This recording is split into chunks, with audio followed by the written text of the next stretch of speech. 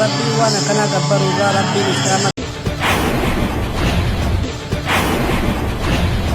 السلام عليكم ورحمة الله وبركاته.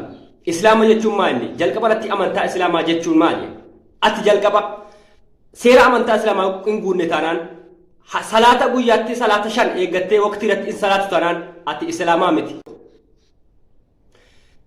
جلقبا رتي سببني قرآن ربي جراميف سببني إرقما ربي كان تكا أمانتا كمي فوق بجا كان كبان كان تكا تكاف قدا كان كبجان كان بيكان تفن كان ولالان تفن إرقما ربي صلى الله عليه وسلم سبب نسان أرف منوف قبري كذاتي سبب نسان تكاتنوف سبب كيتي سبب كوتي سبب نوتي أرقا دباني أمانتانا ما تكيسنيف إرقما ربي صلى الله عليه وسلم وجاتكم أنا ما أهنين بيكم وجاتكم أمانتانا ما أرف سنين بيكم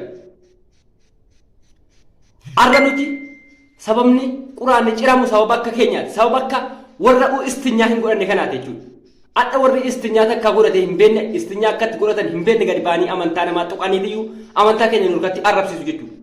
Sababni amantaa keenya tuqamuuf, sababni kaabaan arrabfamuuf, sababni quraan rabbii ciramee ergamaan rabbii arrabsamanuuf sababa keessan jechuudha. Nuti yeroo wanni tokko ta'e, yeroo quraan ni cirame, yeroo ergamaan rabbii arrabfaman gadi baanee iyyine jechuudha. Takka guyyaa tokko namni nagaa kana gadi bahee amantaa islaamaa arrabse hinuma hin jiru. Fudhadhaa dhugaa walitti hima jechuudha. Amantaan keessan seera malee ni hin tuqama taanaan amantaan islaamaa ni tuqama taanaan nu hundinuu hanga lubbuutti gadi baanee ni dubbanne jechuudha. Garuu amantaa nama sanaa arrabsuu hin qabnu. Nama akkana godhe sana nama yookaan amantaa musliima arrabse sana gadi baanee haga dandeenyuun tarkaanfii gahaa ta'e irratti fudhachuu qabna jechuudha.